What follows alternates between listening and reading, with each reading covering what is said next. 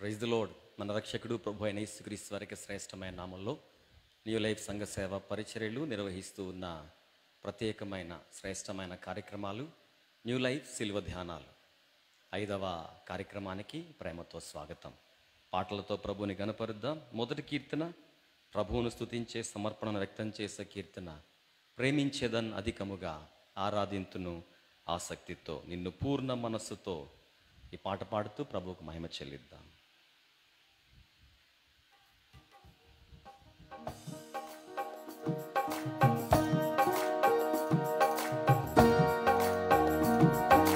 ప్రేమించేదన్ అధికముగా ఆరాధింతున్ ఆసక్తితో, ప్రేమించేదన్ అధికముగా ఆరాధింతున్ ఆసక్తితో, నిన్ను పూర్ణ మనసుతో ఆరాధింతున్, నిన్ను పూర్ణ బలముతో సేవించేదన్, నిన్ను పూర్ణ మనసుతో ఆరాధింతున్, నిన్ను పూర్ణ బలముతో సేవించేదన్.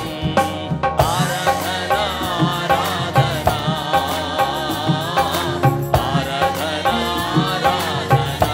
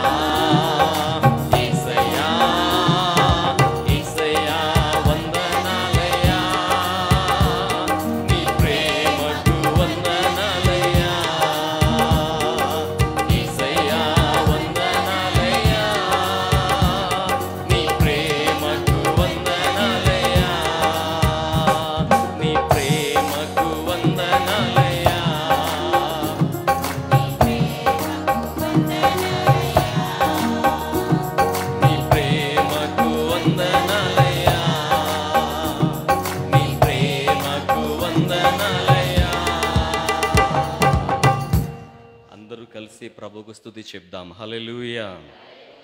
ఈరోజు మన ఆఖరి కీర్తనగా ఆరాధనా భావంతో, కృతజ్ఞతతో, పశ్చాత్తాపంతో, దైవికమైన పరితాపంతో, దివ్యమైన దైవ ప్రేమను జ్ఞాపకం చేసుకుంటూ ఆయన మనకిచ్చిన ఆధిక్యతను గుర్తించి కీర్తించే కీర్తనగా నా నీతి నీవే, నా ఖ్యాతి నీవే, నా దైవమా యేసయ్యా, నా క్రియలు కాదు నీ కృపయే దేవా, నా ప్రాణమా యేసయ్యా, నదులంత తైలం విస్తార బలులు నీకిచ్చినా చాలవయ్యా. కలిసి పాడుతూ ప్రభువుకు మహిమ చెల్లిద్దాం.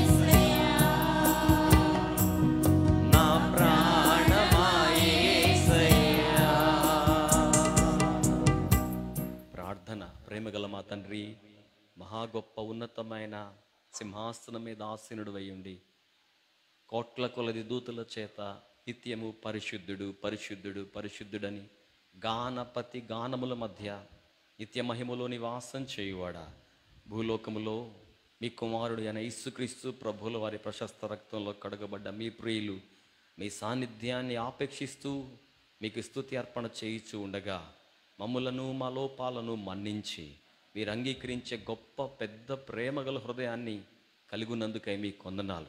మా ఆరాధన అంగీకరించండి, మమ్మును అంగీకరించండి. వందలాది మంది మీ ప్రజలు, మీ ప్రియులు మీ శిలువ పాదపీఠం చెంత కూర్చుని మీ ప్రసన్నతను అనుభూతి చెందడానికి తమను తమ వ్యక్తిగత ఆధ్యాత్మిక జీవితాలను మరి మిక్కిలిగా మీకు చేరువ చేసుకోవడానికి మీరు మాకిచ్చిన సభలను సద్వినియోగం చేసుకొని ఉండగా 5వ సభ ఈ రాత్రి మీ ప్రసన్నతను మరి నిండుగా మాకు అనుగ్రహించమని అభ్యర్థన చేస్తూ పాల్గొంటున్న వారిని, ప్రత్యక్ష ప్రసారం ద్వారా వీక్షిస్తున్న వారిని నిశ్చయంగా మీ కృపతో కప్పమని ప్రార్థన ఆలకించినందుకై మీకు వందనాలు చెల్లిస్తూ పరిశుద్ధాత్మదేవ కార్యక్రమానికి సంబంధించిన సార్వభౌమాధికారాన్ని పూర్తిగా మీ హస్తాలకు అప్పగిస్తూ ఉన్నాం. మమ్మల్ని మన్నించి అంగీకరించి మా మధ్య మీరు సార్వభౌమాధికారముతో ఏలుబడి చేయండి. Reign supreme in our midst O lord we pray. నాయనా, మీ సార్వభౌమాధికారపు అధికారానికి మేము సవినయంగా సద్భక్తితో లోబడి దివ్యమైన మీ ప్రసన్నతను అనుభూతి చెందడానికి సహాయం చేయండి. ఈ రాత్రి మీ పాదాల చెంత కూర్చున్న మేము మీ రక్షణ భాగ్యాన్ని, ఉచితమైన ఈవిని తలచి కృతజ్ఞతలు సమర్పిస్తున్నాం. నదులంత తైలం విస్తార బలులు మీకు సమర్పించిన మీ రుణం మేమేమాత్రము తీర్చలేం, కానీ కృతజ్ఞతతో మీ పాదాల చెంతకొస్తున్నాం. మన్నించి అంగీకరించి మీ ప్రసన్నతలో మమ్మను కూర్చోనివ్వండి. మాతో మీరు మాట్లాడండి. ఆలకించుటకు మా హృదయాన్ని, వినికిడిని మీ ఆధిపత్యానికి అప్పగిస్తున్నాం. యేసు నామములో ప్రార్థన చేయిచు నాము తండ్రి, ఆమెన్. కూర్చుందాం.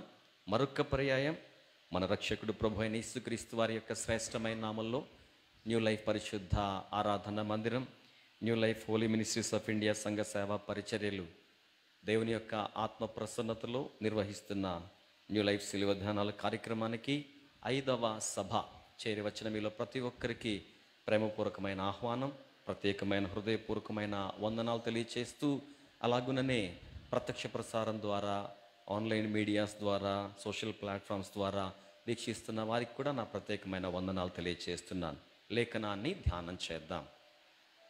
ఈ సంవత్సరం లాస్ట్ వెడ్నెస్డే, యాష్ వెడ్నెస్డే మొదలుకొని దాదాపుగా గుడ్ ఫ్రైడేకి ముందు ఉన్న థర్స్డే వరకు క్యాలెండర్ మనం చూస్తే ఈ 40 రాత్రుల సభలకు సంబంధించిన షెడ్యూల్ 7 వీక్స్లో ప్యాక్ అయి ఉంది.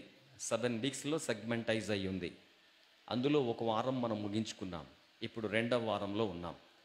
మొదటి వారంలో మన వ్యక్తిగత ఆధ్యాత్మిక జీవితాలను ప్రభు పాదాల చెంత గడపడం కోసమై ఉపవాసాన్ని ఆచరించే వారికి ఆధ్యాత్మిక, వ్యక్తిగత, దైవ ప్రత్యక్షత, ప్రసన్నతలో నుండి చిన్ని సందేశాలు నేర్చుకోవడం కోసం పరిశుద్ధాత్మదేవుని యొద్ద మనం కూర్చుని నేర్చుకోగలిగాం. ఈ వారం ధ్యానాంశాన్ని మీకు పరిచయం చేస్తున్నాను. ఈ వారంలో మనం ధ్యానం చేసే ధ్యానాంశం why cross or else why crucifixion. సిలువ ఎందుకు, లేక సిలువ శిక్ష అలా ఎందుకు, వై క్రాస్. ఈ సందేశాన్ని 6 భాగాలుగా మనం ధ్యానం చేస్తాం. 6 భాగాల్లో మొదటి 4 భాగాలు why cross in the sense of father God, తండ్రి అయిన దేవుని యొక్క దృక్పథంలో సిలువ ఎందుకు. తదుపరి 2 రోజులు మానవ దృక్పథంలో వారు యేసును ఎందుకు సిలువ వేశారు ధ్యానం చేస్తాం. ఇది మన 6 రోజుల ధ్యానాంశం. ఈ రోజున ఒక కోణాన్ని ధ్యానం చేస్తాం. సిలువ ఎందుకు, వై క్రాస్. ఫస్ట్ రీజన్, దైవికమైన కారణాలు 4. అందులో మొదటి రీజన్. లేఖనాల్లోకి వెళ్దాం. నాతో పాటు పరిశుద్ధ గ్రంథాలు చూస్తూ శ్రద్ధగా దేవుని యొక్క వాక్యాన్ని ధ్యానం చేయడానికి మరొక్కసారి ప్రేమతో ప్రోత్సహిస్తూ ఉన్నాను. లూకా సువార్త 7వ అధ్యాయం 34వ వచనం. లూకా సువార్త 7వ అధ్యాయం 34వ వచనం. మనుష్య కుమారుడు తినుచును త్రాగుచును వచ్చెను గనుక మీరు ఇదిగో వీడు తిండిపోతును మద్యపానియు సుంకరులకును పాపులకును స్నేహితుడు అనుచున్నారు. యేసుక్రీస్తు ప్రభువుల వారి యొక్క 3.5 సంవత్సరాల సేవా జీవిత పరిచర్య కాలంలో ఆయన పాపుల స్నేహితుడు అనే పేరు తెచ్చుకున్నారు. ఆయన పాపుల స్నేహితుడు. పాపానికి కాదు, పాపులకు స్నేహితుడు. నెట్టివేసిన వారిని, వెలివేసిన వారిని, అవుట్కాస్ట్ అంటరాని వారిగా భావించిన వారిని, అన్టచబుల్స్గా భావించబడ్డ వారిని, వెలివేయబడ్డ వారిని ఆయన హక్కున చేర్చుకున్నారు.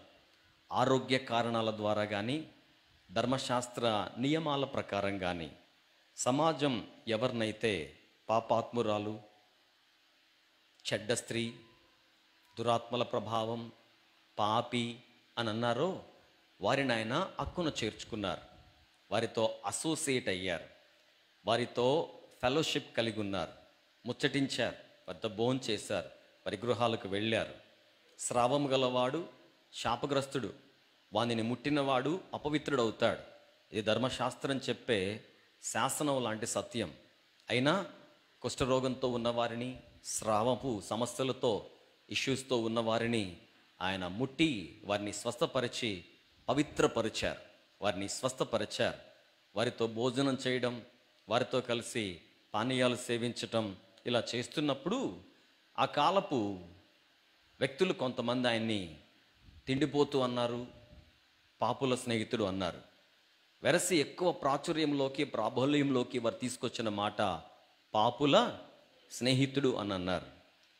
శిలువ శిక్ష యేసుకు ఎందుకు వేయబడింది, దేవుడు ఏ కారణం చేత యేసును శిలువ శిక్షకు అనుమతించాడు అని ధ్యానం చేసినప్పుడు దైవ కోణంలో మొదటి కారణం, it is to restore God's fellowship to all the mankind. Lesson number 1, to restore God's fellowship, restoration of divine fellowship. దేవునితో దైవికమైన సహవాసాన్ని సర్వలోక సకల మానవాళికి పునరుద్ధరింప చేయడం కోసం దేవుడు యేసును శిలువ శిక్షకు అప్పగించాడు లేక అనుమతించాడు. ఇది దేవుని కోణంలో ఉన్న తొలి కారణం. నేను ఇక్కడ వాడిన పదం సహవాసము అని. ఏదైనా తోటలో ఆదాము హవ్వలకు సమస్తమైన సౌలభ్యాలతో పాటుగా దేవుడిచ్చిన అత్యున్నతమైన శ్రేష్టత, ధన్యత ఏమిటి అంటే చల్లపూట వేళ ఆయన వచ్చి వారితో ముచ్చటించేవాడు, వారితో సంచరించేవాడు, వారితో సహవాసాన్ని కలిగి ఉండేవాడు. సహవాసం, ఫెలోషిప్, స్నేహము, ఫ్రెండ్షిప్, ఈ 2 పదాలను సమకాలీన వాక్యానుసారమైన నిర్వచనాలతో నేర్చుకుందాం. ఫ్రెండ్షిప్, 2 వ్యక్తులు కానీ, 2 కుటుంబాలు కానీ, 2 సమాజాలు కానీ, 2 దేశాలు కానీ స్నేహపూర్వకమైన బాంధవ్యాన్ని కలిగి ఉండడానికి ఇరువురికి సంబంధించిన ఒక కామన్ యాక్సెస్ పాయింట్ ఉంటుంది. ఎగ్జాంపుల్, 2 టీచర్లు స్నేహితులు అవ్వచ్చు, 2 స్టూడెంట్స్ స్నేహితులు అవ్వచ్చు, ఒక క్లాసులో వాళ్ళు స్నేహితులు అవ్వచ్చు, ఒక బెంచ్ మేట్స్ స్నేహితులు అవ్వచ్చు, ఒక ప్రొఫెషన్లో ఉన్నవారు స్నేహితులు అవ్వచ్చు, లేక ఒకే అభిప్రాయం ఉన్నవారు స్నేహితులు అవ్వచ్చు, లేక ఒకే విధమైన అభిరుచులు ఉన్నవారు స్నేహితులు అవ్వచ్చు, లేక ఒకే విధమైన అభిప్రాయాలు ఉన్నవారు స్నేహితులు అవ్వచ్చు, ఒక వయసు వారు స్నేహితులు అవ్వచ్చు, ఓ ప్రాంతం వారు స్నేహితులు అవ్వచ్చు. సో ఆ ఇరు పక్షాలకు కూడా ఒక కామన్ యాక్సెసింగ్ పాయింట్ ఉంటుంది, దాన్ని స్నేహము అంటాం. కానీ fellowship, it goes beyond friendship. సహవాసం అనేది స్నేహం యొక్క పరిధిని దాటి వెళ్తోంది. ఎందుకంటే సహవాసంలో యాక్సెస్ పాయింట్ ఇద్దరికీ కామన్గా ఉండకపోవచ్చు. ఎందుకని? యెషయా గ్రంథం 6వ అధ్యాయంలో వ్రాయబడ్డ మాట ప్రకారం నిత్యము దూతాళు చేత పరిశుద్ధుడు పరిశుద్ధుడు పరిశుద్ధుడు అని కొనియాడబడుతూ గాన ప్రతి గానములు చేయబడుతూ ఉండగా, మందిరము ధూమముతో నిండి ఉండగా, గడప కమ్ముల పునాదులు అదురుతూ ఉండగా, దర్శనాన్ని చూస్తున్న వ్యక్తి సైతం వణికిపోయి అయ్యో నేను అపవిత్రుణ్ణు అని అన్నాడు. అటువంటి మహిమవంతమైన పరిశుద్ధ లోకములో ఉండే ప్రభు మానవ అవతారిగా భూలోకానికి వచ్చి ఉన్నప్పుడు ఆయనను ప్రజలు పాపుల స్నేహితుడు అన్నారు. పాపమే లేకుండా జన్మించినవాడు, జెనెటికల్గా, జన్యుపరంగా, ప్రవర్తనలో, మాటలో, చూపులో, చేష్టలో, జన్మలో పాపము లేనివాడు. కానీ అట్టి వ్యక్తి పాపులుగా ఎంచబడి, పాపులుగా తీర్చబడి, పాపములోనే జీవిస్తున్నట్టుగా ఉన్న వారితో బాగా అసోసియేట్ అయ్యాడు, బాగా కలిసిపోయాడు. సో దాన్ని ఫెలోషిప్ అంటాం, దాన్ని ఫెలోషిప్ అంటాం. దేవుడెక్కడ, మట్టి మానవుడెక్కడ? వారితో సహవాసం ఏంటి? కామన్ యాక్సెస్ పాయింట్ ఏది కూడా ఉండదు. కానీ వారిద్దరు కలుస్తారు, ముచ్చటించుకుంటారు. మట్టి బొమ్మకు జీవవాయువుని ఊది, మట్టి బొమ్మను మనిషిగా చేసి, మనిషి ప్రక్కటెముకలో నుంచి, నరుని ప్రక్కటెముకలో నుంచి స్త్రీని నిర్మించి, ఆమెను స్త్రీగా ఆదాము వద్దకు తీసుకొచ్చి వారిద్దరిని జత చేసి ఆశీర్వదించి వారితో ముచ్చటిస్తూ ఉండేవాడు. ఆయన హైరార్కీ మెయింటైన్ చేయలేదేమో కదా ఏదైనా తోటలో, వారితో కలిసి ముచ్చటిస్తూ ఉండేవాడు. దేవుడు సహవాసాన్ని స్థాపించాడు, దేవుడు సహవాసాన్ని ఇష్టపడతాడు, దేవుడు సహవాసాన్ని కాపాడాలి లేక కాపాడుకోవాలి అని కూడా అనుకుంటాడు. ఎందుకు చెప్పగలం ఈ మాట? బోధిగంత నివాసులారా నా వైపు చూచి రక్షణ పొందండి అన్నాడు. ఎందుకు రక్షణ పొందండి? టు రెస్టోర్ గాడ్స్ ఫెలోషిప్, దైవ సహవాసాన్ని వారికి పునరుద్ధరింప చేయడానికి. 1 తిమోతి పత్రిక 1వ అధ్యాయం 15వ వచనం, పాపులను రక్షించుటకు క్రీస్తు యేసు ఈ లోకానికి వచ్చారు. ఎందుకు? దేవునితో మానవాళి సహవాసాన్ని పునరుద్ధరింప చేయడానికి. లూకాసు వార్త 19వ అధ్యాయం 10వ వచనం, నశించిన దానిని వెదక రక్షించుటకు మనుష్య కుమారుడు ఈ లోకమునకు వచ్చను. ఎందుకు? నశించిన దానిని తిరిగి మరలా దేవునితో సహవాసం కలిగి ఉండేలా పునరుద్ధరింప చేయడానికి. రెస్టోరేషన్ ఆఫ్ ఫెలోషిప్, దైవ సహవాసాన్ని మానవాళికి పునరుద్ధరింప చేయాలి. అందుకు తండ్రి అయిన దేవుడు యేసుక్రీస్తు ప్రభువుల వారిని సిలువకు అప్పగించేశాడు. Why cross? Answer number 1, it is to restore divine fellowship. దైవికమైన సహవాసం మనకు పునరుద్ధరింప చేయబడ్డం కోసం. ఓ చక్కని పోలిక లేఖనంలో నుంచి మీకు గుర్తు చేస్తాను. యోహాను మొదటి పత్రిక 1వ అధ్యాయం 3వ వచనం. యోహాను మొదటి పత్రిక 1వ అధ్యాయం 3వ వచనం, మాతో కూడా మీకును సహవాసము కలుగునట్లు మేము చూచిన దానిని వినిన దానిని మీకు తెలియజేయుచున్నాము. మన సహవాసమైతే తండ్రితో కూడాను ఆయన కుమారుడైన యేసు క్రీస్తుతో కూడాను ఉన్నది. జాన్ ద బిలవ్డ్, ప్రియుడైన యోహాను పత్రిక వ్రాస్తూ వాడుతున్న మాట, మేము కన్నవారం, మేము విన్నవారం, మాతో మీరు సహవాసం చేస్తున్నారు. మనమందరం కలిసి తండ్రి అయిన దేవునితో, మనమందరం కలిసి కుమారుడైన క్రీస్తుతో సహవాసం చేస్తున్నాం. ఎప్పుడు రెస్టోర్ అయింది ఆ సహవాసం? యేసుక్రీస్తు ప్రభువుల వారి యొక్క సిలువ మరణ పునరుద్ధానం తరువాత దేవాలయపు అడ్డుతెరను ఆయనే చీల్చివేశారు, ఆయనే చించివేశారు. దేవునికి మానవునికి మధ్యవర్తిగా యేసుక్రీస్తు ప్రభువుల వారు శూన్యములో లేక సిలువలో మధ్యాకాశములో వ్రేలాడి పతనమైన మానవాళిని పరమ ప్రభువును సహవాసంతో మరలా ఐక్యపరచగలిగాడు. ఘనంగా ఆయన ప్రేమను బట్టి దేవునికి స్తోత్రం చెల్లిద్దాం. Why cross? It is to restore God's fellowship. దేవునితో మానవాళి సహవాసాన్ని పునరుద్ధరింప చేయడం కోసం. పునరుద్ధరించాలి అనే మాట ఇన్నిసార్లు వాడుతున్నాము అనంటే ఉన్న సహవాసం పాడైందన్నమాట. ఏదైనా తోటలో ఆదాము దేవునితో కలిగి ఉన్న సహవాసం, హవ్వ దేవునితో కలిగి ఉన్న సహవాసం పాపంతో పాడైంది. ఈనాడు మన వ్యక్తిగత ఆధ్యాత్మిక జీవితాల్లో, సగటు సభ్య సమాజంలో, దైనందిన జీవితాల్లో there are 7 concepts that disturbs our fellowship with God. ఇంకొక మాటలో చెప్పుకోవాలంటే మనము చేయకూడని సహవాసాలు 7 ఉన్నాయి. వాటిని మనం క్రీస్తు శిలువ ప్రేమను ధ్యానం చేస్తున్నప్పుడు పరిత్యజించి పశ్చాత్తాపడి సరిచేసుకోగలిగితే శిలువ మనకు అర్థవంతమవుతుంది, ఆధ్యాత్మిక అనుభూతిని కలిగిస్తుంది. ఇటు లేఖన ప్రత్యక్షతలు ప్రభువు మనకి ఈ రోజున దయచేయునుగాక. మనసున్నవారు నాతో పాటు ఈ ప్రార్థన చెప్తారా? మంచిగా చెప్దాం. ప్రేమగల తండ్రి, వాక్య ప్రత్యక్షతను మాకు అనుగ్రహించండి. యేసు నామములో ప్రార్థన చేయుచున్నాము. మనమందరం గంభీరంగా చెప్దాం, ఆమేన్. మొదటి మాట నేను మీకోసం గుర్తు చేస్తాను, భయభక్తులుగా చదువుదాం. సామెతల గ్రంథం 13వ అధ్యాయం 20వ వచనం. సామెతల గ్రంథం 13వ అధ్యాయం 20వ వచనం. జ్ఞానుల సహవాసము చేయువాడు జ్ఞానము గలవాడగును, మూర్ఖుల సహవాసము చేయువాడు చెడిపోవును.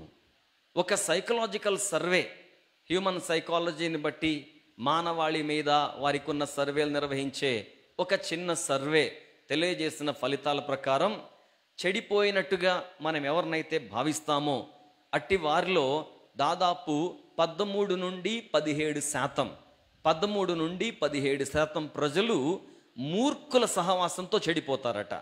మూర్ఖుల సహవాసంతో చెడిపోతారట. Listen closely. మూర్ఖుల సహవాసంతో డ్యామేజ్ అవ్వడం, నష్టపోవడం వేరు. మూర్ఖుల సహవాసంతో చెడిపోవడం వేరు. ఎందుకంటే మూర్ఖుల సహవాసంతో చెడిపోతే మనం చెడకపోవచ్చు, కానీ చాలా మందిని డ్యామేజ్ చేస్తాం. మూర్ఖత్వాన్ని ఎట్లా అర్థం చేసుకోవాలి? మూర్ఖత్వాన్ని మన వాడుక సరళమైన భాషలో ఎలా అర్థం చేసుకోవాలి? బైబిల్లో ద బెస్ట్ ఎగ్జాంపుల్, చక్కని సౌందర్యవంతి అయిన స్త్రీ, ఉగ్రతను తప్పించుకోవడానికి, దావీదు ఖడ్గాన్ని తప్పించుకోవడానికి చాలా త్వరపడి చర్యలు తీసుకున్న స్త్రీ, సంపన్నురాలు, శ్రేష్ఠురాలు. ఆ పేరు మీరు బాగా చెప్తారు, అబీగయిలు. ఇంత చక్కని స్త్రీకి మంచి భర్త ఉన్నాడు.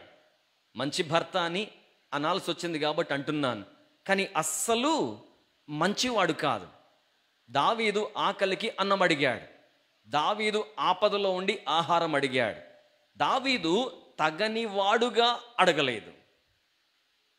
దావీదు మేలు పొందడానికి తగనివాడయుండి అడగలేదు. హీఈస్ వర్ది, మేలు పొందడానికి అర్హుడు, సహాయం పొందడానికి యోగ్యుడు, అభ్యర్థన చేయడానికి ఆధిక్యత ఉన్నవాడు. ఎందుకని? ఇతని మందలు అరణ్యంలో ఉన్నప్పుడు ఆ మందలను కాపాడే బాధ్యతలో దావీదు యొక్క కాంట్రిబ్యూషన్ ఉంది, దావీదు యొక్క సహకారం ఉంది, దావీదు యొక్క సహాయం ఉంది, దావీదు యొక్క భద్రత ఉంది. కనుక ఆ చిన్న ఆలోచన కలిగిన వాడైన దావీదు నాకు సహాయం చేస్తాడు, భోజనం పంపిస్తాడని అభ్యర్థన పంపించాడు. ఆయన ఏమన్నాడో తెలుసా?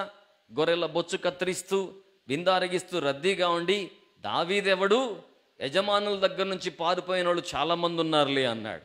నువ్వు ఇవ్వను అను, అది లేమికైనా సాదృశ్యం. ఇవ్వలేను అంటే లేమికి సాదృశ్యం, ఇవ్వను అంటే తిరస్కారానికి సాదృశ్యం, ఇష్టం లేదని. కానీ ఇతను అన్న మాట ఏంటో తెలుసా? ఇవ్వను. ఇవ్వననే మాటతో నోరు కట్టేసుకుంటే బాగుండేది. సహజంగా మూర్ఖులు చేసే మొదటి తప్పు నోరు కట్టేసుకోరు. ఇవ్వను అనకుండా యజమానుల దగ్గర నుంచి పారిపోయిన వాళ్ళు చాలామంది ఉన్నారులే అని అన్నాడు. అది మూర్ఖత్వం. బైబిల్ వచనాన్ని బైబిల్ వచనంతోనే నిర్వచనం తీసుకుని అర్థం చేసుకుందాం. అది మూర్ఖత్వం. మూర్ఖత్వం ఏం చేస్తోంది? ఒక వ్యక్తిని పూర్తిగా అవగాహన చేసుకొనివ్వదు. ఏ వ్యక్తి పూర్తిగా అర్థం కాడలేండి, కొంతవరకైనా అర్థం చేసుకొనివ్వదు. కొంతవరకు కూడా అర్థం కాలేదండి, వ్యక్తిలో మంచిని కూడా అర్థం చేసుకొనివ్వదు. అది మూర్ఖత్వం. మంచి అర్థం కాకపోయినా పర్వాలేదండి, వ్యక్తి చేసిన మేలునైనా అర్థం చేసుకొనివ్వదు. ఇప్పుడు మీకు అర్థమవుతుందా మూర్ఖత్వం ఎంత చెడ్డదో? బైబిల్ చెప్తుంది, చదువుదాం. మూర్ఖుల సహవాసం చేయువాడు చెడిపోతాడు. మూర్ఖులతో సహవాసం చేయకూడదు. మూర్ఖులతో సహవాసం చేయకూడదు. అవగాహన పెంచడం కోసం నిర్వచనాన్ని ఇంకొంచెం ఎలాబరేట్ చేద్దాం అనుకుంటున్నాను. లేఖనం గమనించండి. కీర్తనల గ్రంథం 26వ కీర్తన 4వ వచనం. కీర్తనల గ్రంథం 24వ కీర్తన 4వ వచనం. కీర్తనలు 26 వచనమేమో 4. పనికి మాలిన వారితో నేను సాంగత్యము చేయను, వేషధారులతో పొందు చేయను. పదాల కోసం కాకుండా భావం కోసం తాపత్రయపడుతున్నాను నేను. మూర్ఖులు మ్యాక్సిమం పనికి మాలిన వారు అవుతారు. అదేంటండి? ఎవరికి వారు ప్రయోజనంగా ఉంటే ప్రయోజనమే కదా. దయచేసి వినాలి. స్వార్థ ప్రయోజనం, స్వార్థ ప్రియం, అంతేగాని ప్రయోజనం కాదు. సెల్ఫ్, తనకు తాను మేలు చేసుకునేవాడు స్వార్థ ప్రియుడు అవుతాడు, కానీ ప్రయోజకుడు కాలేడు. తను తింటున్నాడు, తన గొర్రెల బొచ్చు కత్తిరిస్తున్నాడు, తన పని వారికి విందు ఏర్పాట్లు జరిగించాడు. అభ్యర్థన చేసిన వానికి సహాయం చేయలేకపోతున్నాడు. ప్రయోజకుడేనా?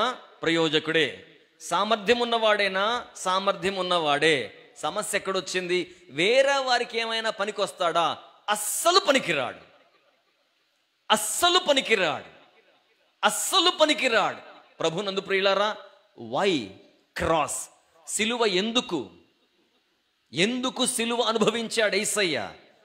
తండ్రి అయిన దేవునితో మన సహవాసాన్ని మరలా పునరుద్ధరింప చేయడానికి, మూర్ఖుల సహవాసాన్ని విడవకుండా ప్రశస్తమైన ప్రేమానురాగాలకు శాశ్వతమైన రూపమైన నిర్వచనమైన నిరూపణైన యేసయ్య ప్రేమను మనం చేరువ చేసుకోలేం. మూర్ఖులతో సహవాసం చేయకూడదు. రెండవ సందర్భాన్ని మీకు గుర్తు చేస్తున్నాను. సామెతల గ్రంథం 22వ అధ్యాయం 24వ వచనం. సామెతల గ్రంథం 22:24.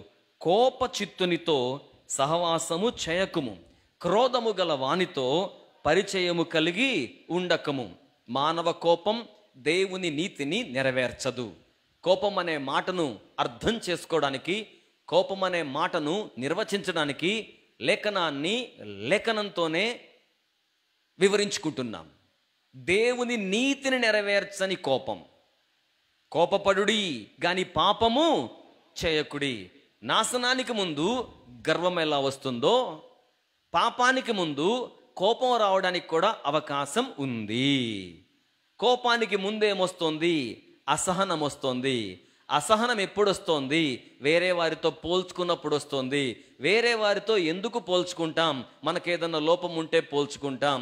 అలా పోల్చుకున్న తర్వాత మన స్పందన ఏంటి? హేబేలు అర్పణ ప్రభు అంగీకరించాడని, కయ్యూను అర్పణ ప్రభు అంగీకరించలేదని కయ్యూనుకు అర్థమైంది. హేబేలుతో పోల్చుకున్నప్పుడు అనీజీగా ఫీల్ అయ్యాడు, అసహనంగా ఫీల్ అయ్యాడు, కోపం వచ్చింది, పైనబడి చంపేశాడు, హత్య చేశాడు. కోపం వెనకాల పాపం రావడానికి అవకాశం ఉంది గనుక కోపపడుడి గాని పాపము చేయకుడి. కొంతమంది ఎక్స్ట్రీమ్ ఎండ్ వరకు వెళ్ళిపోవడానికి ప్రయత్నం చేస్తారు. అన్ని విషయాల్లో సేఫ్ జోన్లో ఉండే మనం, ట్యాంక్లో పెట్రోల్ రిజర్వ్ పడగానే ట్యాంక్ మళ్ళా ఫిల్ చేసుకునే మనం, సిలిండర్ అయిపోకముందే రెండో సిలిండర్ బుక్ చేసుకునే మనం, చివరి మట్టు వరకు వేచి ఉండాల్సిన పని లేదు. కోపాన్ని పరిశుద్ధాత్మ ఆధిపత్యంలో మన యొక్క అహాన్ని ప్రభువుకు సమర్పిస్తే he gives us grace to endure that anger.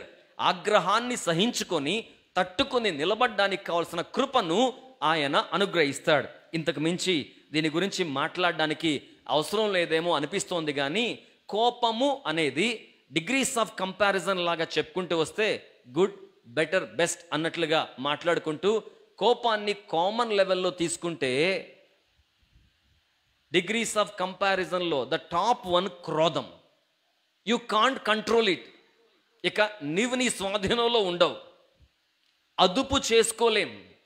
ఖచ్చితంగా పతనానికి, ఖచ్చితంగా నష్టానికి దారితీస్తోంది. అందుకు బైబిల్ చెప్తుంది కోపము, కోపచిత్తము. కోపము ఎక్స్ప్రెషన్, కోపచిత్తము లోపలుంటుంది. బయటికి కోప్పడి అరిచి కేకలేసే వాళ్ళకి లోపలేముండదంటారే, ఇదే లేఖనం చెప్తున్న మాట. బయటికి కనబడకపోయిన లోపల కోపాన్ని పెంపొందింప చేసుకుంటూ ఉంటారు. నౌ లిజన్, కోపము కోపము కోపము పేరుకొని పోతే అది క్రోధం అవుతుంది. మజ్జిగ తోడు వేసిన పాల లాంటిది కోపం. దాన్ని వదిలిపెడితే తెల్లవారికి పెరుగు అవుతుంది, అది క్రోధం. It becomes condensified density, high density of anger. తీవ్రమైన కోపం క్రోధంగా వస్తుంది. ఒకవేళ కోపం మాటలతో ఆగిపోతే క్రోధం చేతల వరకు వెళ్తుంది. ప్రభు చెప్తున్నాడు, కోపచిత్తునితో కానీ క్రోధం గలవారితో కానీ సహవాసాన్ని కలిగి ఉండకండి. మీ స్నేహాలు మీ ఇష్టం. మీ స్నేహాలను దేవుని యొక్క వాక్యపు ఆధిపత్యం క్రింద దుర్భిణిలో పరిశీలించుకుని సరిచేసుకోవడం దేవుని చిత్తం, దేవుని ఇష్టం. మూడవ సందర్భాన్ని మీకోసం గుర్తు చేస్తున్నాను. నాతో పాటు యాకోబు పత్రిక 4వ అధ్యాయం 4వ వచనం. యాకోబు పత్రిక 4వ అధ్యాయం 4వ వచనం. వ్యభిచారిణులారా, ఈ లోక స్నేహము దేవునితో వైరమని మీరు ఎరుగరా? కాబట్టి ఎవడు ఈ లోకముతో స్నేహము చేయగోరునో వాడు దేవునికి why cross. It is to restore God's fellowship. దైవ సహవాసాన్ని మానవాళికి పునరుద్ధరింప చేయాలి. కానీ మానవుడు లోకంతో స్నేహం చేస్తున్నాడు. ఇక్కడ ఒక చక్కని స్పష్టత మీరు తీసుకోండి. లోకంలో ఉండడం వేరు, లోకం మనలో ఉండడం వేరు. లోకంలో ఉండడం వేరు, లోకం మనలో ఉండడం వేరు. ఎగ్జాంపుల్, ఈజిప్షియన్ ఎగ్జైల్ దాస్యత్వం నుంచి 450 సంవత్సరాలు దరిదాపు ఉన్నవారు మహాదేవుని కృప ద్వారా మోషే నాయకత్వంలో దేవుని శక్తి ప్రాబల్యంలో ఎర్ర సముద్రం చీల్చబడగా బయటకు వచ్చారు. దినముల వెంబడి సంవత్సరాల వెంబడి ప్రయాణం చేస్తున్నారు. ఐగుప్తులో నుంచి వారు బయటకు వచ్చారు, కానీ వారిలో నుంచి ఐగుప్తు బయటికి వెళ్ళలేదు. కొద్ది రోజుల తర్వాత మాకు అక్కడ దోసకాయలు గుర్తొస్తున్నాయి, కీరగాయలు గుర్తొస్తున్నాయి, చేపలు గుర్తొస్తున్నాయి, ఆనియన్స్ ఉల్లిపాయలు గుర్తొస్తున్నాయి అన్నారు వాళ్ళు. ఐగుప్తులో నుంచి బయటకు వచ్చారు, కానీ లోపల ఉన్న ఐగుప్తు బయటకు రాలేదు. అదన్నమాట. నేను లోకంలో, ఆఫీసులో, స్కూల్లో, కాలేజీలో, కాంటెంపరీ కల్చర్డ్ సొసైటీలో మనం ఉండాలి. మీరు లోకానికి వెలుగు అన్నాడు ప్రభు, లోకంలో ఉండాలి. అతిభక్తి అనే జాడ్యం కొంతమంది సెల్ఫ్ ఐసోలేషన్కు వెళ్ళిపోవడానికి కారణమవుతుంది. నేను పరిశుద్ధునండి, వాళ్ళందరూ పాపులండి, నేను కలవనండి. ఒకవేళ మీ అభిప్రాయం వాస్తవమే అయితే ప్రభు మిమ్మల్ని పరిశుద్ధునిగా చేసింది మిమ్మల్ని మీరు ఐసోలేట్ చేసుకోవడానికి కాదు, వారిని సెగ్రిగేట్ చేసి సపరేట్ చేయడానికి కాదు, వారి మధ్య జ్యోతిగా ప్రకాశించడానికి, వారి మధ్య ఉప్పుగా ఉండడానికి. మీరు లోకానికి ఉప్పు అన్నవాడు, మీరు లోకానికి వెలుగు అన్నవాడు మిమ్మల్ని మీరు ఐసోలేట్ చేసుకొని ప్రక్కకు వెళ్ళిపోయి దాగి ఉండడానికి కాదు. అతిభక్తి అనే జాడ్యం కొద్ది మందిని అలా చేస్తూ ఉంటుంది. మేమందరం దేవుని పిల్లలమండి అని అంటే దాని అర్థం మరి మిగిలిన వారు ఎవరి పిల్లలు అనుకోవాలి? అట్టి భావం అక్కరలేదు కదా. లేఖనం చెప్తున్న మాట ఏంటి? అపోస్తుల కార్యం 10:36 యేసుక్రీస్తు అందరికీ ప్రభు.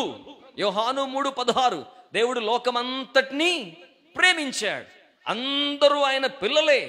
కొద్ది మంది సిలువకి ఇంకా దగ్గర కాలేదు, బహుశా కొద్ది మంది ఇంకా దూరంగానే మిగిలిపోయారు. పూర్వము హానికరుడు, హింసకుడు, దూషకుడు సౌలు క్రీస్తు తక్షణ ప్రత్యక్షత తరువాత కడమ పోస్తులలో సవాలు సహిత పాపరహిత గొప్ప దైవజనుడిగా చరిత్రలో మిగిలిపోయాడు. దయ్యం పిల్లలని, లోకస్తులని క్రైస్తవ భాషతో ఎవ్వరిని దూరం చెయ్యొద్దు, దూరం చేసుకోవద్దు, విడగట్టొద్దు, అట్టి పదాలను ఎంటర్టైన్ చేయొద్దని నా వ్యక్తిగతమైన ఆకాంక్షని మీ ముందు మనవి చేస్తున్నాను. నా వ్యక్తిగతమైన ఆకాంక్షను మీతో మనవి చేస్తున్నాను. ఈరోజు ఈ లేఖనాన్ని వింటూ ఉండగా లోకస్తులు లేకపోతే లోకములో ఉండుట అది కాదు కాంటెక్స్ట్. లోకం మనలో ఉండుట. వన్ మోర్ థింగ్, యాకోబు పత్రిక గురించి the great reformer Martin Luther గారు, రిఫార్మర్, ఆయన సైతం ఒక మాట నేశారు. ఈ పత్రిక కఠినంగా అనిపిస్తుంది బైబిల్లో. ఇంకొక అనువాదపు ఇంకొక కామెంటరీ ప్రకారం ఈ పత్రిక బైబిల్లో లేకపోతే బాగుండేదేమో అన్నట్టుగా అనేశారట మార్టిన్ లూథర్ గారు. దేవుని చేత బలంగా వాడబడ్డ గొప్ప దైవజనుడు, నాకు ప్రీతిపాత్రమైన అద్భుతమైన దైవజనుడు. పరిశుద్ధ గ్రంథాన్ని కబంధ హస్తాల నుంచి ప్రజలు ఎక్కువ దేవుని ప్రేమికులకు, దైవ ప్రేమికులకు, దేవుని ప్రేమను అభ్యసించే వారికి, దేవుని ప్రేమను ప్రచురించి దైవరాజ్యానికి లక్షల మందిని అందించడానికి సాధనంగా వెలికి తెచ్చిన వాడు. అట్టి వానికే ఆ మాట కటువుగా అనిపించిందేమో. ఎందుకంటే యాకోబు గ్రంథంలో ఉంటుంది ఆ మాట, మీ పాపములు ఒకనితో ఒకడు ఒప్పుకొనుడి. లేటర్ ఆన్ కొన్ని మత శాఖల వారికి అది మానవ సాంప్రదాయంగా మారిపోయింది. మనిషి పాపాన్ని క్షమించి పత్రం ఇచ్చే స్థాయికి దిగజారిపోయింది. అందువల్ల ఒకవేళ అలా అనుండొచ్చేమో. సో లోక స్నేహము దేవునితో వైరం అన్నంత మాత్రాన లోకంలో ఎవరితో స్నేహంగా ఉండకూడదు అని కాదు. Now listen the two definitions. Number 1, లోక స్నేహము అనే మాటలో లోకము అంటే it's not confined to a geographical location. Second definition, it's not confined for a political geo realistic or religiostic issues. లోకపరమైన రాజకీయ మత విధానాలకు దానిని మనం ఆపాదించడానికి అవకాశం లేదు. ఎందుకని? లోకం అనే మాటకు యేసయ్య ఒక నిర్వచనం చెప్పారు. లోకములో ఉన్నదంతయు శరీరాశ, నేత్రాశ, జీవపడంబం. లోకముతో స్నేహం అంటే శరీరాశతో స్నేహం, లోకముతో స్నేహం అంటే నేత్రాశతో స్నేహం, లోకముతో స్నేహం అంటే డాంబికమైన జీవితంతో స్నేహం. రియాలిటీ లెవెల్ని మించి ఎక్స్పోజ్ చేస్తే దాన్ని జీవపు డంబము అంటారు.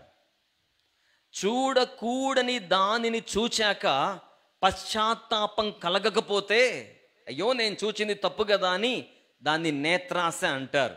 అది మరలా చూడడానికి ప్రేరేపిస్తుంది. శరీరాశ, దైవ ఆత్మ ప్రాబల్యాన్ని తొక్కిపట్టి శరీర ఇచ్ఛలను నెరవేర్చుకోవడానికి ప్రాధాన్యత ఇవ్వడమే శరీరాశ. శరీరానికి ఆశలు ఉంటాయి. ఈరోజు నాన్ వెజ్ తిందాం, ఈరోజు వెజిటేరియన్ తిందాం, ఈరోజు ఐస్ క్రీమ్ తిందాం, ఈరోజు ఇంకేదో తిందామని. అది కాదు పాపాలు. ఆత్మ అభిలాషను, ఆత్మ ఆధిపత్యాన్ని తొక్కిపట్టి శరీర ఇచ్ఛలను నెరవేర్చుకోవాలనే ప్రాబల్యానికి ఏ వ్యక్తి లోనవుతాడో దానిని శరీరాశ అంటాం. ఇంతకంటే వివరిస్తే బాగోదేమో, మరీ చిన్నపిల్లలకు చెప్పినట్టుగా ఉంటుందేమో. చాలు.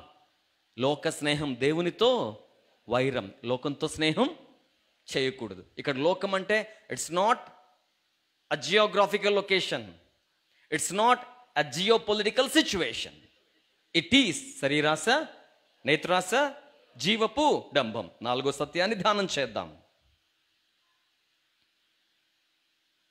సామెతల గ్రంథం 24వ అధ్యాయం 1వ వచనం. సామెతల గ్రంథం 24 1వ వచనం. దుర్జనులను చూచి మత్సరపడకము, వారి సహవాసము. మన వాడుక భాషలో చెడ్డవారిని చూచి మత్సరపడకము అని అన్నారు. మత్సరపడ్డం అనే మాట మన వాడుక భాషలో అర్థం చేసుకోవాలంటే, మనకు నచ్చని దాన్ని చూడగానే, మనకిష్టం లేని దాన్ని మనం గమనించగానే మనకిష్టము లేదు అనే ఫీలింగ్ని వ్యక్తం చేస్తాం. సింపుల్గా అదే మత్సరం అంటే. లోపల భావం ఉన్నా దాన్ని వ్యక్తం చేయకుండా టాలరేట్ చేసుకుంటే అదే సావధానము అంటే. సావధానానికి మత్సరం విరోధం. కొంతమంది చీ అంటారు, కొంతమంది అనరు. అది ఇద్దరికీ చీనే. ఒకరేమో టాలరేట్ చేసుకుంటారు, ఒకరేమో దాన్ని వ్యక్తం చేస్తారు. ఇంకా భావదారిద్ర్యం ఉన్నవారు ఉంటారు, వారేమో ప్రచారం చేస్తారు. వాళ్ళు ప్రచారం చేస్తారు. ఇది లేఖనం. దుర్జనులను చూచి నువ్వేం చేయొద్దు, మత్సరపడద్దు, అలాగని వారి సహవాసం కోరుకోవద్దు. ఇప్పుడు మనకు దుర్జనులు అంటే ఎవరు డెఫినేషన్ కావాలి. లేఖనంలోకి వెళ్దాం. 1 కొరింథీ పత్రిక 5వ అధ్యాయం 11వ వచనం. 1 కొరింథీ పత్రిక 5వ అధ్యాయం 11వ వచనం. ఇప్పుడైతే సహోదరుడు అనబడిన వాడెవడైనను సరే, if you consider him as a brother, if you consider him as a brother for you in Christ, క్రీస్తునందు ఒక వ్యక్తిని నీ సోదరుడిగా ఎంచాలి, సహోదరిగా ఎంచాలి అని మీరు భావిస్తే, అట్టి వారు ఎలా ఉండాలి? జారుడు గాని, వైవాహిక జీవితానికి ముందున్న పాపాన్ని జారత్వము అంటాం. వైవాహిక జీవితం తరువాత ఉన్న లైంగిక పాపాన్ని వ్యభిచారము అంటాం. వైవాహిక దాంపత్య జీవితానికి ముందు చేసే లైంగిక పాపాన్ని జారత్వము అంటాం. వివాహం అయ్యుండి కూడా వ్యభిచారం చేస్తే, లైంగిక పాపం చేస్తే దాన్ని వ్యభిచారము అంటాం. క్లియర్. జారుడు కాకూడదు. రెండవ మాట, లోభి అంటే పిసినారి. పిసినారి అని ఎవరిని అనాలి? ఎబిలిటీకి, పర్పస్కు, సామర్థ్యం, ఉద్దేశం. వారి సామర్థ్యం ఇంత, వారి ముందున్న ఉద్దేశం ఇది. సామర్థ్యం ఇంత ఉండి కూడా ఇంత చేయరు, ఇంత చేస్తారు. దాన్ని లోభత్వం అంటారు. పర్పస్ ఎంత ఉంటుంది కానీ ఇంతే చేస్తారు. 5 ఇవ్వాలి, 3 ఇస్తారు. ఇంతకంటే వివరణ అక్కర్లేదేమో కదా. ముందుకెళ్దామా? విగ్రహారాధికుడు గాని, విగ్రహారాధికుడు గాని. విగ్రహారాధికుడు అనగానే సగటు క్రైస్తవ సమాజం బొమ్మలకు మొక్కే వారిని అన్నట్టుగా అనుకుంటారు. ఒక రోజుకు వారికి దేవుడు తన ప్రత్యక్షతని ఇస్తారు. వారి నిత్య దేవుడైన సత్యదేవుడిని ఆరాధిస్తారు. కానీ క్రైస్తవ విగ్రహారాధికులు ఉంటారు. క్రైస్తవ విగ్రహారాధికుల్ని ఎలా ఐడెంటిఫై చేయాలంటే వీరికి నిగ్రహం ఉండదు, కంట్రోల్ ఉండదు. దేవుని స్థానానికి, వారి ప్రాధాన్యతలకు మధ్యలో నిగ్రహం ఉండదు. దేవుని స్థానాన్ని ఇక్కడ పెడతారు. వారికి ఇష్టమైంది ఇంకేదో వస్తుంది, దాని స్థానాన్ని హెచ్చించి దేవుని స్థానాన్ని తగ్గించేస్తారు. ఇది క్రైస్తవ విగ్రహారాధికులు. కారు విగ్రహం కాకూడదు, బంగారం విగ్రహం కాకూడదు, సౌందర్యం విగ్రహం కాకూడదు, ఉద్యోగం విగ్రహం కాకూడదు. దేవుని స్థానాన్ని ఆక్రమించేది ఏదైనా అది లేఖనం ప్రకారం విగ్రహాధారం. అది లేఖనం ప్రకారం విగ్రహం, ఐడల్. అది లేఖనం ప్రకారం విగ్రహం. సహజంగా సగటు క్రైస్తవులు లేఖనాన్ని వింటున్నప్పుడు ఆ వచనం, ఆ మాట, ఆ సూచన, ఆ హెచ్చరిక రాగానే వీరి మైండ్లోకి ఎవరో పిక్చరైజ్ అవుతారు. ఈ వచనం వాళ్ళకి, వీళ్ళు మరీ భయంకరమైన విగ్రహారాధికులు అన్న రెండో పాయింట్ చెప్పాడే. అస్సలు ఆ పాయింట్ కరెక్ట్గా అదిగో ఆ మనిషికి వీళ్ళే విగ్రహారాధికులు. ఎందుకు తెలుసా? వీళ్ళ జీవితాల్లో, హృదయాల్లో, ఆశల్లో, ఆలోచనల్లో, ప్రాధాన్యత క్రమాల్లో యేసయ్య తానం బాగా ఫ్లక్చువేట్ అవుతూ ఉంటుంది. యేసయ్య ప్లేస్ ఊరికే ఫ్లక్చువేట్ అవుతూ ఉంటుంది, మారుతూ ఉంటుంది. విగ్రహారాధన అనే మాటకు నిర్వచనాన్ని 100% లేఖనానుసారంగా మీ ముందుంచాను. ఇది మీ హృదయాల్లో దేవుడు స్థిరపరచునుగాక. ఆయన స్థానం ఆయందే, ఆయన స్థానం ఆయందే, ఆయందే మొదటి స్థానం. అవగాహన కోరుకునేవారుంటే వాక్యానుసారమైన క్రమం చెప్తాను. Number 1 place goes to God. Number 2 place goes to family. Number 3 place goes to God's family. Number 4 goes to your livelihood. Number 5 goes for contemporary society.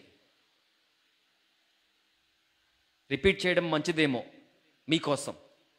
మొదటి స్థానం దేవునిది, రెండవ స్థానం కుటుంబాంది, మూడవ స్థానం విశ్వాస గృహం జీవమిగల దేవుని సంఘాంది, నాలుగవ స్థానం జీవనోపాధిది, ఐదవ స్థానం సభ్య సమాజానిది. నేను నా మాటలు చెప్పట్లేదు, సంక్షిప్తంగా మాట్లాడుతున్నాను కనుక లేఖనాన్ని క్రోడీకరించి సింపుల్గా మీ ముందు పెట్టేశాను. ఈ ఆర్డర్ ఆఫ్ ప్రయారిటీ మారుతుంటే, జీసస్ యొక్క ప్లేస్ మార్చేస్తూ ఉంటే వీళ్ళు నిజమైన విగ్రహారాధికులు. ఇది తిరణాల బ్యాచ్. పండగలప్పుడున్న ఉత్సాహం ఆదివారం ఉండదు. ప్రత్యేకమైన కార్యక్రమాల్లో జరుగుతున్నప్పుడున్న భక్తి ఫ్రైడే ఉండదు.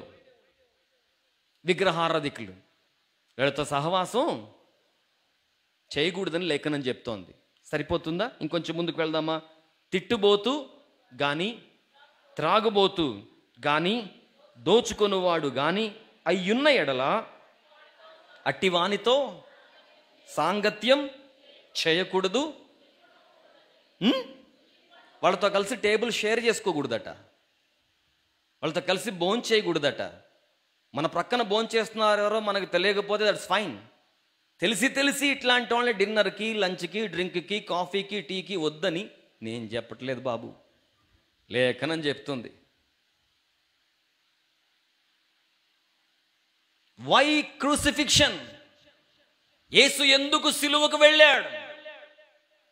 దేవునితో ఉండవలసిన మానవాళి సహవాసం దేవునికి దూరమై జారులతో, చోరులతో, వంచకులతో, లోభుల వంటి వారితో, తిట్టుబోతులతోనో, త్రాగుబోతులతోనో, దుష్ట సాంగత్యాలతో నలిగిపోతూ ఉంటే యేసును పాపులకు స్నేహితుడిగా పిలిపించి పతనమైన మానవాళిని తన సహవాసానికి పిలుచుకున్నాడు ఆయన. దేవునికి స్తోత్రం కలుగునుగాక.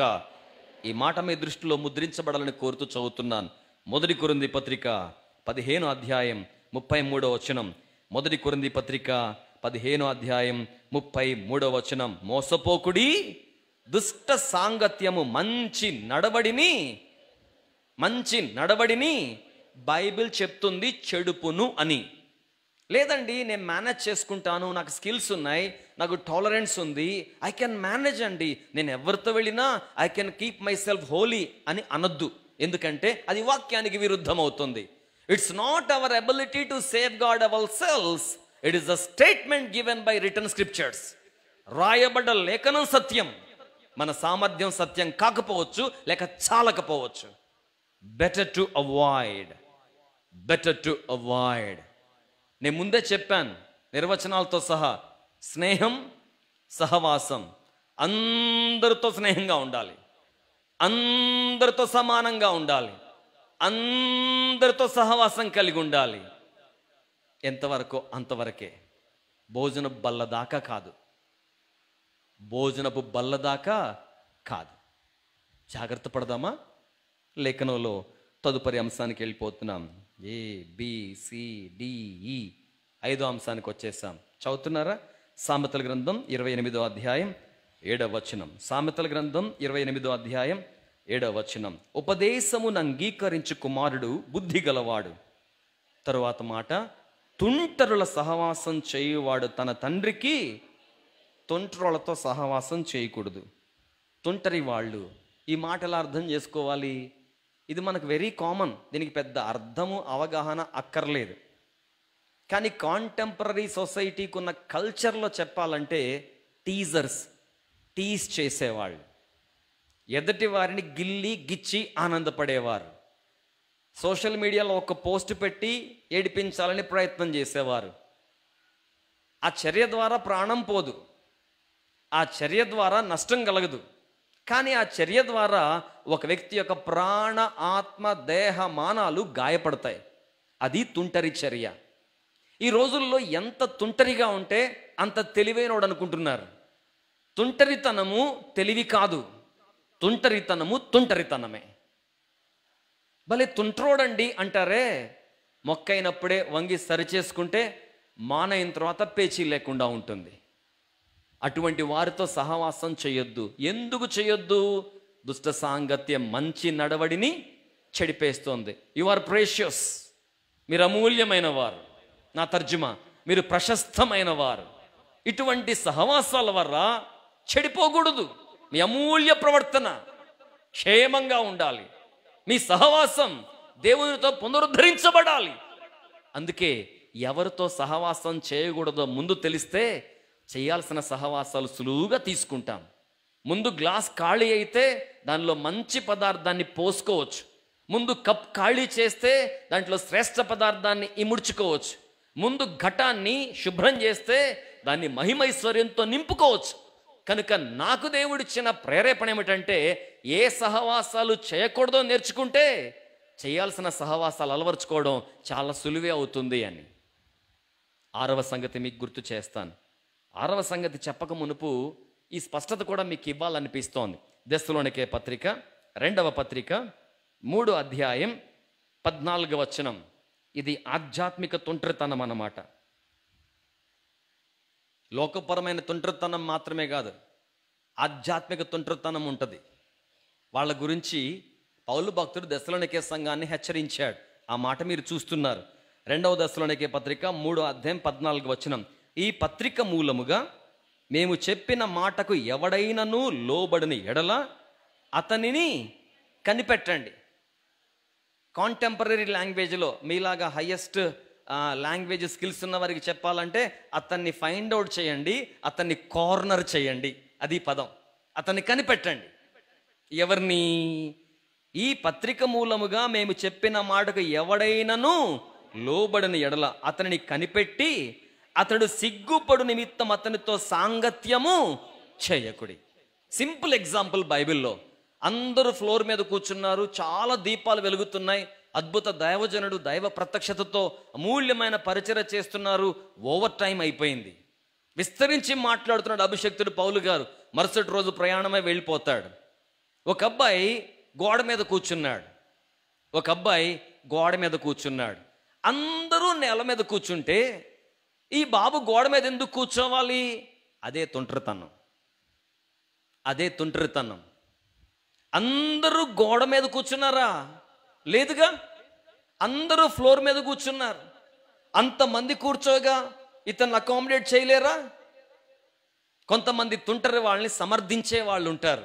ఎక్కడ కూర్చుంటే ఏమమ్మా, చర్చిలోనే ఉన్నాడుగా, ఏ పాట అయితేనేమి దేవుని పాటేగా,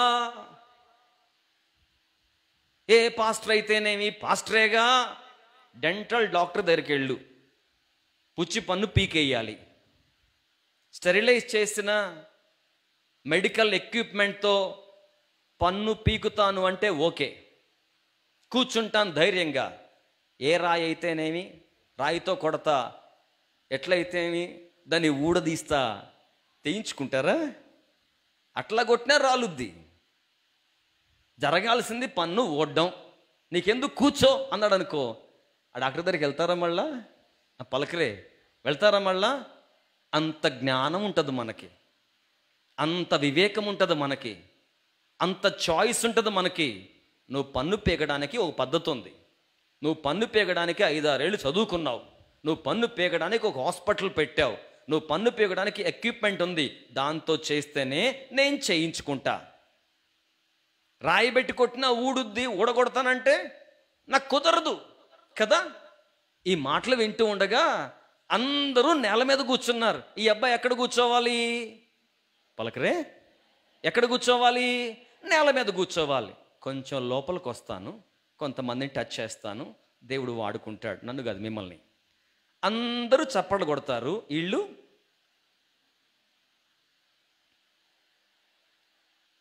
అంటే అది కూడా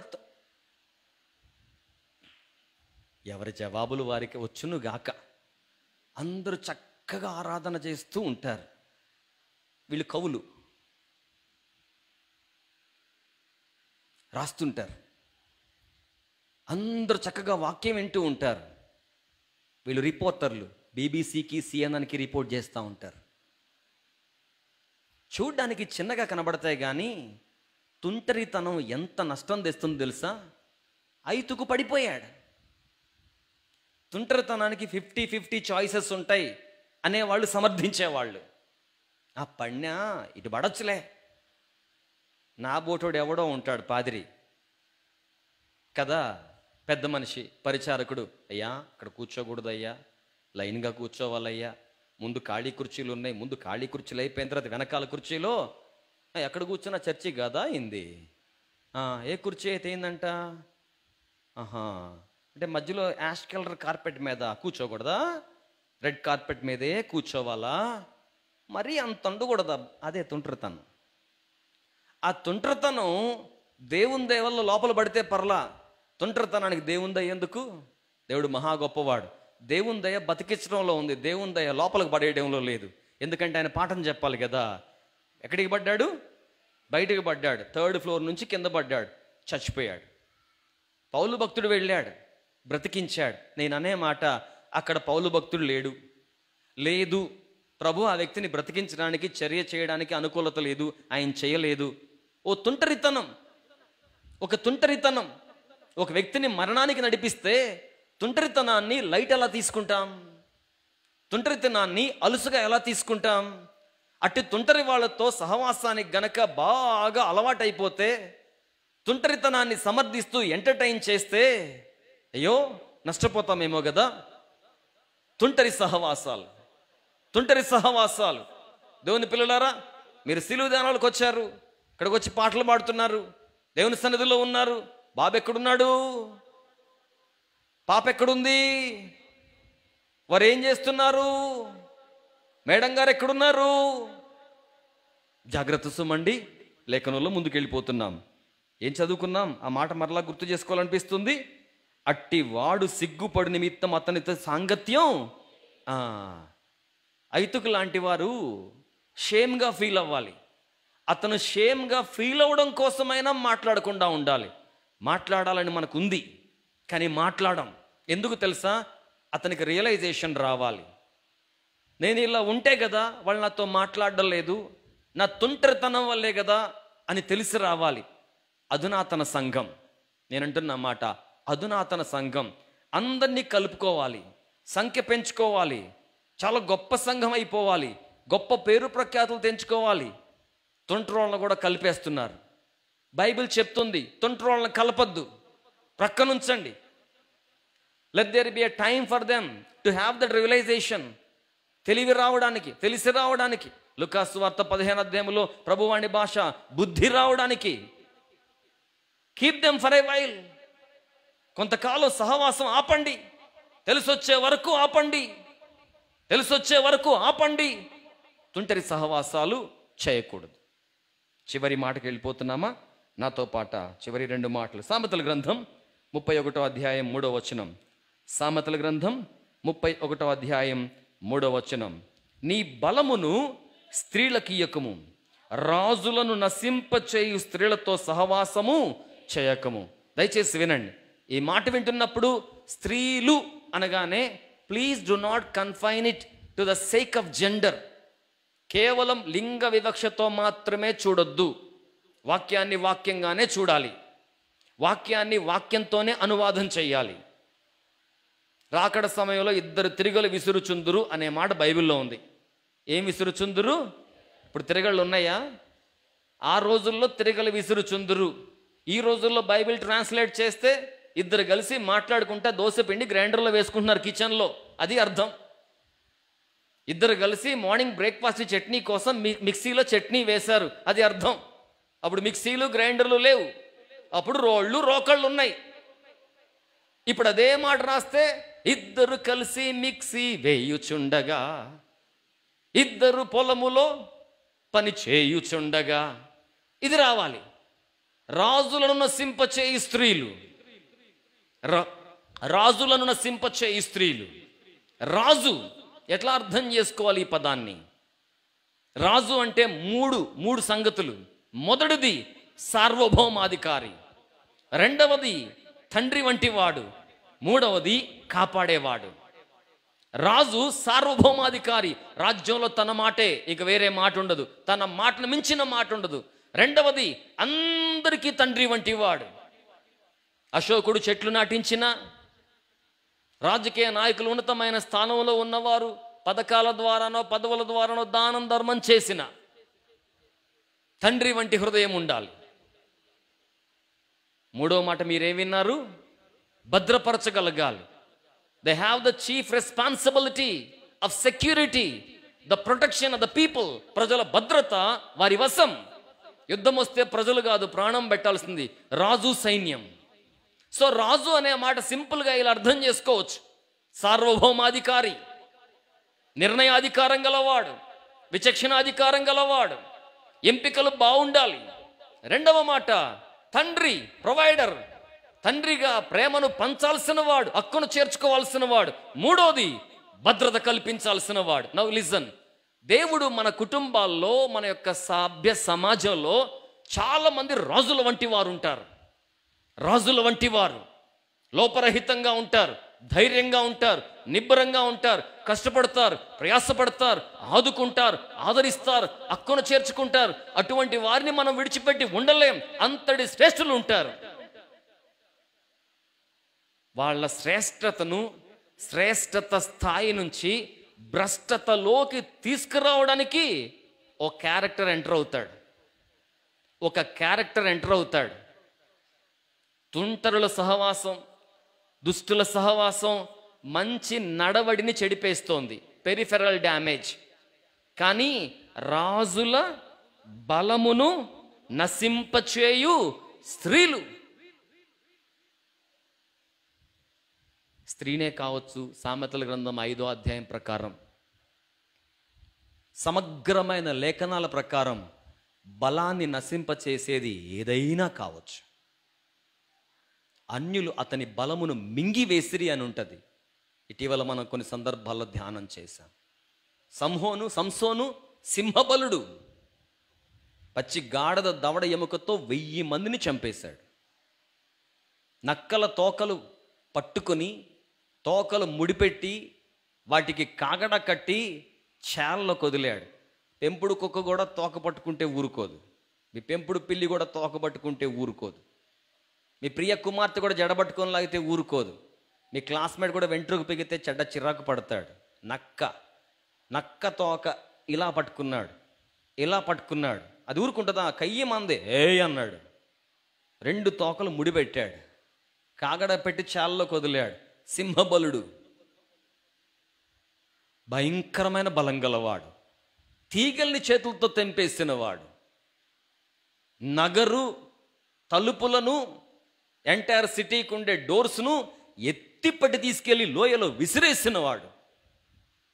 అన్యులు అతని బలాన్ని మృంగివేశారు. నీ బలాన్ని హరించేస్తున్నదెవరు? నీ బలాన్ని హరించేస్తున్నదెవరు?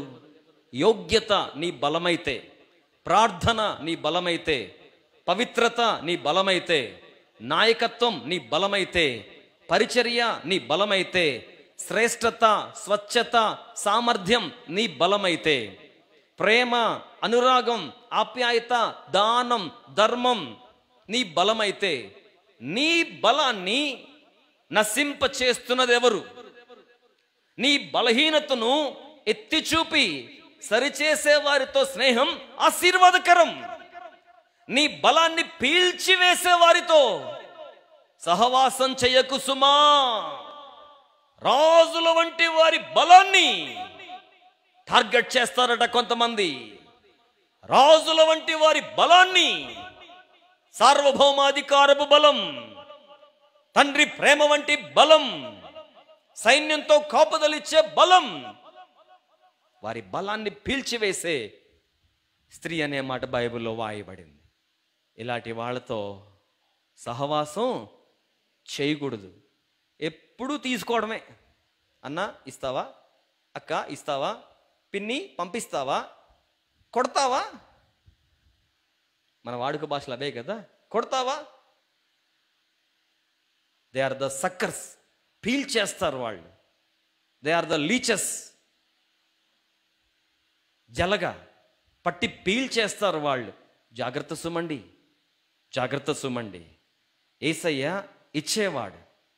మనం ఇచ్చేవారిగా ఉండడానికి సార్వభౌమాధికారాన్ని, తండ్రి వంటి హృదయాన్ని, భద్రతా సామర్థ్యాన్ని రాజులకు ఇచ్చినట్టుగా ఇస్తానన్నాడు ఆయన.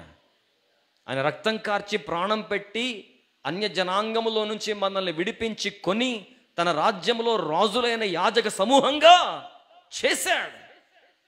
రాజులను నశింపచేయి స్త్రీలు, అమ్మో భయంకరులు. సంవత్సరాల తరబడి కష్టపడి కూడబెట్టుకున్న మంచి పేరును కొబ్బరి బోండంలో స్ట్రా వేసి తాగినంత సింపుల్గా పీల్ చేస్తారు. జాగ్రత్త సుమండి. పురుషుడైనా, స్త్రీ అయినా, యవనస్తులైనా, కుటుంబీకులైనా, ఏ స్థాయి వ్యక్తి అయినా సరే, నీ బలాన్ని, నీ మంచి పేరును, నీ శ్రేష్టతను, నీ శ్రావ్యతను, నీ యొక్క పవిత్రతను, ప్రాశస్త్యతను పీల్చేస్తున్న వారు ఎవరైనా ఉంటే కొంచెం జాగ్రత్త. కొంచెం జాగ్రత్త అనే మాట తప్పు, చాలా జాగ్రత్త. సిలువ ధ్యానాలు ఎందుకు? ఇన్ని 100 మందిగా మీరు వచ్చి కూర్చుని వింటున్నారు. సిలువ పాదాల చెంత తండ్రి అయిన దేవునితో మన సహవాసాన్ని బలపరచుకోవడం కోసం. అతి పవిత్రుడైన యేసును సిలువకు తండ్రి ఎందుకు అప్పగించాడు? నాయనా నువ్వు రక్తం కార్చరా, ఈ రక్తంతో వాళ్ళని కడిగి నాతో సహవాసాన్ని మరలా పునరుద్ధరింప చేసుకుంటాను. రాజుల బలమును నశింపచేయి స్త్రీలతో సహవాసం చేసి జీవితాన్ని, జీవనాన్ని, సార్వభౌమాధికారాన్ని, తండ్రి వంటి స్థాయిని, భద్రత గల సామర్థ్యాన్ని కోల్పోయిన మానవాళిని తిరిగి మరలా తండ్రి అయిన దేవునితో అనుసంధానం చేయాలి, సహవాసాన్ని పునరుద్ధరించాలి. అందుకు యేసయ్య సిలువ మీద వేలాడాడు. అర్థం కావాలి అధునాతన సమాజానికి. Why cross? ఎందుకు సిలువ? మానవాళి తిరిగి మరలా దేవునితో సహవాస బాంధవ్యంలోకి రావాలి. చిట్ట చివరి మాట చెప్పి ప్రార్థన చేస్తాను. కీర్తనల గ్రంథం 26వ కీర్తన 5వ వచనం. కీర్తనల గ్రంథం 26వ కీర్తన 5వ వచనం. కీర్తనలు 26:5. దుష్టుల సంఘము నాకు అసహ్యం, భక్తిహీనులతో సాంగత్యం. ఇందాక మనం చదువుకున్న పదం దుర్జనులు. ఓకే, దుర్జనులు కాంటెంపరీ సొసైటీలో ఉండే చెడ్డవారు అనే భావాన్ని మనం గమనించాం. ఇక్కడున్న మాట అది కాదు. దుష్టుల సంఘం. వీళ్ళు ఆల్రెడీ సంఘం లేక సమాజం. వాక్యానుసారమైన అనువాదంతో అర్థం చేసుకోగలిగితే దీస్ ఆర్ ఆల్రెడీ సంఘంలో ఉన్నారు, సంఘంలోనే ఉన్నారు. దేవుడు దానికో పేరు పెట్టాడు. ఏంటా పేరు? దుష్టుల సంఘం. పరిశుద్ధాత్ముడు అనుమతించాడు కదా మాట రాయడానికి. దుష్టుల సంఘం. ఇది మీకు అర్థం కావడానికి ఈ వచనం చదవండి, బాగుంటుంది. 49వ అధ్యాయం ఆది కాండంలో 49వ అధ్యాయం 6వ వచనం. ఆది కాండము 49:6. నా ప్రాణమా వారి ఆలోచనలో చేరవద్దు, నా ఘనమా వారి సంఘముతో కలిసి కొనవద్దు. వారు కోపము వచ్చి మనుషులను చంపిరి, తమ స్వేచ్ఛ చేత ఎద్దుల గుదికాలి నరములను తెగగొట్టిరి. యాకోబు కుమారులను గురించి దీవెన వచనాలు పలుకుతున్న యాకోబు తన సొంత కడుపున పుట్టిన బిడ్డల గురించి మాట్లాడుతున్న మాటిది. తన కుమారుల గురించి తనే చెప్తున్నాడు. నా ప్రాణమా వారితో కలవద్దు, నా ఘనమా అసంగంతో కలవద్దు. ఎందుకు కలవద్దండి? 2 కారణాలు. మొదటి కారణం, వారు కోపం వచ్చి మనుషులను, అందుకే నేను మొదటి పాయింట్లోనే ఈ మాట చెప్పుకొచ్చాను, చివరి పాయింట్కి సపోర్ట్ తీసుకోవాలని. కోపపడుడి గాని పాపము చేయకుడి, కోప చిత్తునితో సహవాసము చేయకుము. కోపమే కదా? కాదు కాదు, కొందరు కోపం వచ్చి మనుషుల్ని చంపేశారట. రెండవ మాట మరీ దయనీయం.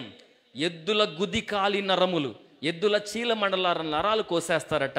కసి కదా అది? రోతచర్య కదా అది? ప్రాణము లేని మూగజీవి నేల దున్నుతుంది, నువ్వు ఉపయోగించుకుంటే. బరువు మోస్తోంది, నువ్వు ఉపయోగించుకుంటే. పని చేసేవాడి కాలినరాన్ని కోసేయడం, ప్రయాసపడేవాడిని గాయపరచడం, పరుగులు పెట్టేవాడిని వెనక్కి లాగేయడం, మోసేవాడి మీద నింద వేయడం, కాసేవాడి మీద రోత మాటలు కుయ్యడం. ఎవరు వీరు? బయటవారు కాదు, యాకోబు కుమారులే. అందుకే అన్నాను నేను, దుర్జనులు. ఒకవేళ వారు వెలుపల ఉన్నవారు, ఇందాక మనం ధ్యానం చేసిన పాయింట్లో వీరు యాకోబు కుమారులే. రూబేనే కడుపును పుట్టాడో, షిమియోనే కడుపును పుట్టాడో, చివరివాడు యోసేపే కడుపును పుట్టాడో, చివరివాడు బెన్యామీనే కడుపును పుట్టాడో, అదే కడుపున వీరు పుట్టారు. మీరెవరయ్యా? మేము యాకోబు సంతానం. మీరెవరయ్యా? మేము ఇజ్రాయేలు సంతానం. మీరెవరయ్యా? మీ దేవుడు ఎవరయ్యా? అబ్రహాము, ఇస్సాకు, యాకోబుల దేవుడు. మరి యోసేపు మీలాగా లేడే? యోసేపు మీలాగా లేడు కదయ్యా. మరి యోసేపు వేరు, మీరు వేరా? అబ్బే మేమంత ఒకే ఫ్యామిలీ అండి. ఫ్యామిలీ అడగలా. ఏ సంఘం? ఇరుకు మనసున్న వారు, కరక హృదయం ఉన్నవారు డినామినేషన్లుగా ఆలోచన చేస్తారు. నేను వాక్యం మాట్లాడుతున్నా, డినామినేషన్ మాట్లాడల్లా. ఇది ఏ సంఘం? కోపంతో మనుషుల్ని చంపే సంఘం, మాటలతో మనుషుల్ని చంపే సంఘం. ఎద్దు సావుకునికి సాదృశ్యం. బలికైనా సిద్ధం, సాగుకైనా సిద్ధం. ఇది ఎద్దుకు సాదృశ్యం. ఎద్దుల గుదికాలి నరాలు, ఆ చీలమండల నరాలు కోసేస్తారట. ఏమైపోవాలా ఎద్దు?